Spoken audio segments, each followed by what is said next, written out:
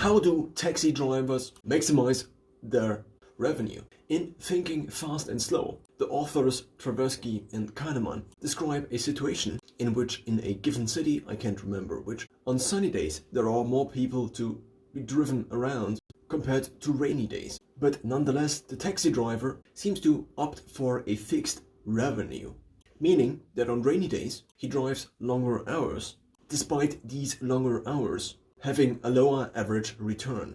As I ran today, I thought about why.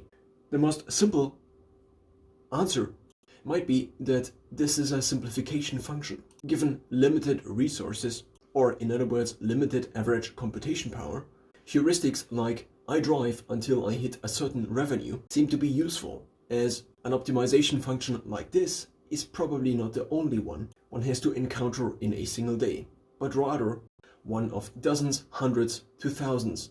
It, in theory, could be useful to drive longer optimizations, or in other words, to optimize within a bigger time frame, such as the week, the month, the year, and to then, as a taxi driver, drive more hours in summer, let's say, compared to winter. But then this model again would need to include more variables. Like maybe in winter there are more people that need to be driven around. Also, the expected value or the average return of an hour of work is just the average return. So on a given day, even for consecutive days, a taxi driver might still kind of profit, at least in the short term, from driving more hours even on rainy days. And often maybe in the short term, it's also irrelevant that the yearly average of revenue is lower on rainy days compared to sunny days, because the taxi driver still needs to pay the rent in maybe 3 days.